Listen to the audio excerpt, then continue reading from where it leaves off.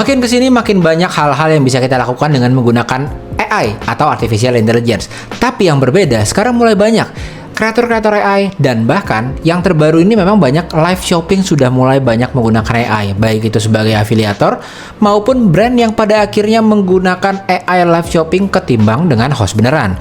Dalam episode kita kali ini di dalam Digital Dive with Yosef Abbas kali ini, kita akan melihat sebenarnya ini adalah sebuah hal yang meresahkan atau membahagiakan atau mungkin kedua-duanya, di mana kita bisa menggunakan AI, di mana yang sebaiknya kita tidak menggunakan AI. Nah, saat ini mereka sudah mulai masuk ke dunia live shopping. Dan buat kamu yang memang adalah seorang afiliator ya, terutama ya, membantu menjualkan produk dari seller, ini sebuah hal yang meresahkan. Karena ternyata di banyak live yang memang live-nya itu oleh kreator AI, itu banyak sekali komentar-komentar dari kita para afiliator, bahkan dari host yang bekerja di tempatnya brand, yang merasa ini adalah AI yang menggantikan pekerjaan mereka, yang menggantikan pada akhirnya komisinya juga masuk ke AI tersebut dan bukan ke para affiliate-affiliate yang orang beneran ini.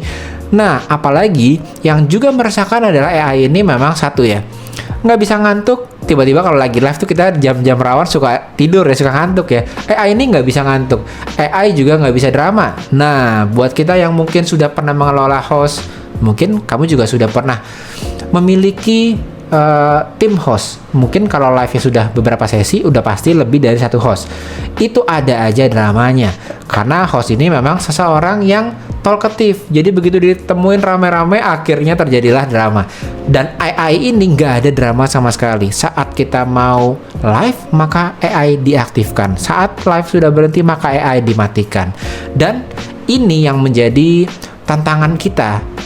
Kamu yang mungkin seorang afiliator, yang mungkin kamu bekerja di brand sebagai seorang host, apa sih sebenarnya yang harus kita perhatikan dan harus kita lakukan supaya kita nggak kalah dari AI? Jadi kalau kita punya kompetitor, biasanya kita harus menganalisa strength-nya apa, kekuatannya apa, dan juga weakness-nya. Dalam episode kita kali ini, kita akan bedah apa sih kekuatan AI, tapi juga kelemahan AI, sehingga kamu tuh nggak kalah dengan yang sekarang sedang rame, yaitu live menggunakan AI. Nah, kalau semua bisa diganti AI, lalu di mana porsi kita? Di mana porsi kita sebagai seorang affiliate dan sebagai seorang host? Ini yang akan kita bahas supaya nggak ada, karena saya paham banget kepanikan yang terjadi, yang biasanya saya bisa lihat dari komentar-komentar yang ada di live AI itu ya. Itu banyak sekali komentar-komentarnya. Tapi memang AI itu kita bisa lihat bahwa mereka efektif sekali, nggak ngantuk, dan jam 24 jam nonstop pun bisa live, tapi memang nggak ada rasa manusianya, nggak ada feel-nya, nggak ada ketulusannya, nggak ada seperti kita berkoneksi dengan manusia ya. Mungkin kamu juga merasakan. Dan ada beberapa hal yang justru lebih baik dilakukan oleh orang beneran ketimbang dengan AI. Dan inilah yang akan kita bahas supaya pada akhirnya kamu sebagai host, sebagai affiliate, itu bisa berkompetisi dengan AI. Poin yang pertama adalah, saya bilangnya ini adalah elemen-elemen human touch yang nggak akan bisa digantikan oleh AI, terutama di sekarang ini ya. Yang pertama adalah respons dan ekspresi emosi yang spontan.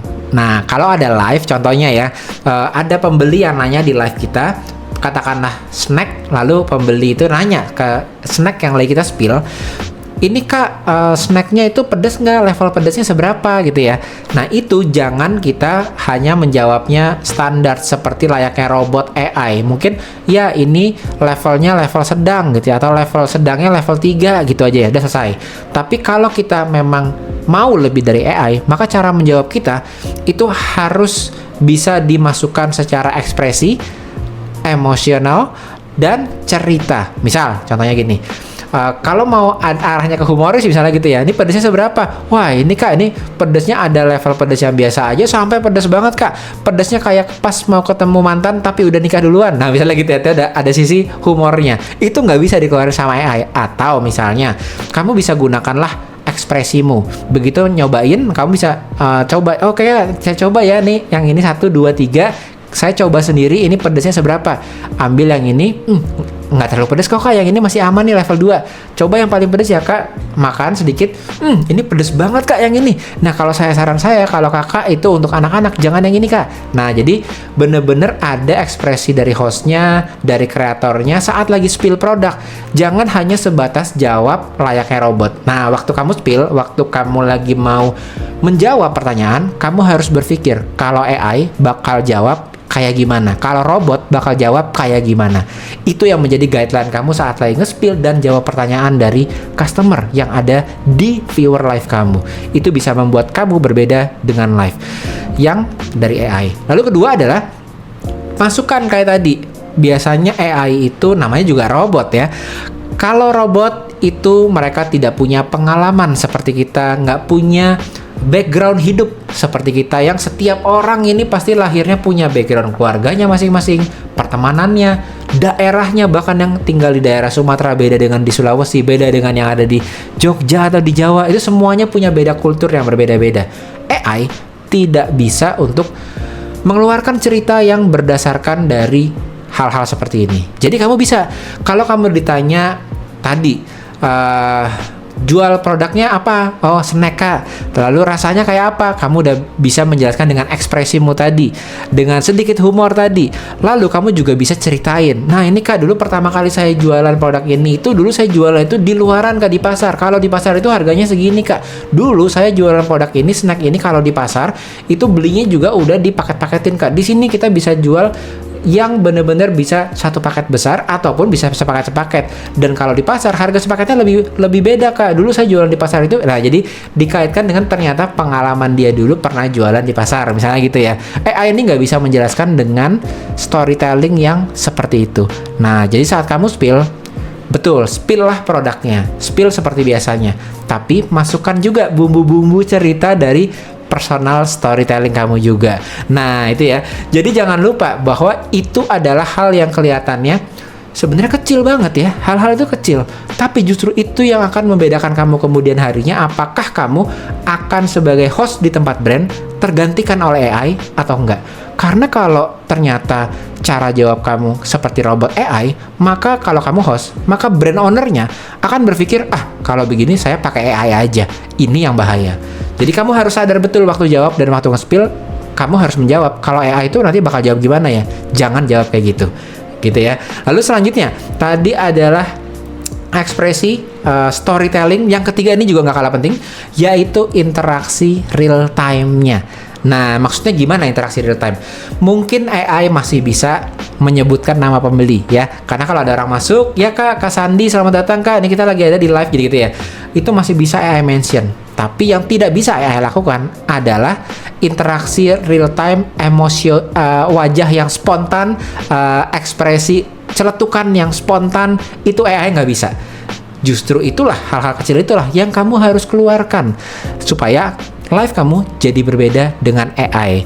Nah, misalnya kalau kamu lagi live dan kamu diminta untuk menjawab pertanyaan, kamu bisa menggunakan gaya-gaya menyebutkan nama pembeli, tapi jangan lupa supaya berbeda, maka kamu harus masukkan interaksi real time. Misalnya, kamu lagi nge-spill tadi keripik ya, keripiknya udah kamu ambil, lalu kamu lihat dan kamu ceritakan misalnya storytelling keripiknya tadi, dan di situ kamu coba untuk berekspresi secara spontan juga, kayak oh ini ternyata keripiknya beda ya Kak sama yang ini lebih besar nih, yang ini lebih kecil. Nah kalau saya sih Kak, kalau misalnya kakak anak mahasiswa yang emang pengen ngemil saat lagi di kuliah, itu yang ini lebih enak kalau dibuat di bawah, dimasukin kantong kayak gini gitu ya. Nah itu adalah emosional spontan. Terus habis itu ada spontannya.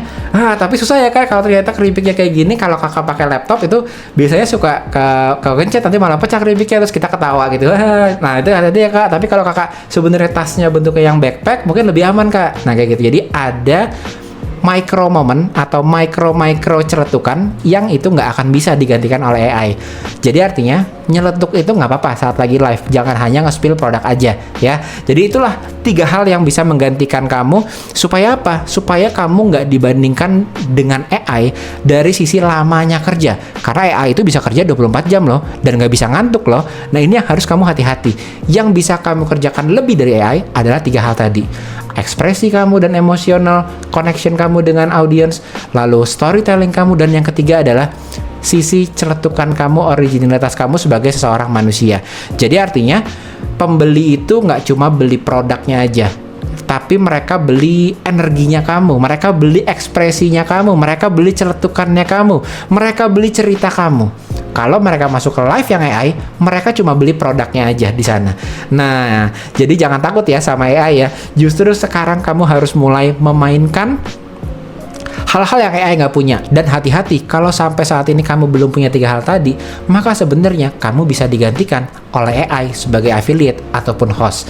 Jadi setelah dari podcast ini, setelah kamu mendengarkan di sesi ini, kamu bisa mulai untuk improve lagi, supaya pada akhirnya mereka bisa join ke live kamu dan ngerasa terkoneksi dengan manusia, bukan dengan robot. Semoga tips ini bisa berguna buat kamu. And don't forget to elevate your mindset and start your success journey today. Sampai jumpa bersama saya, sama Bas, di episode selanjutnya. Dadah!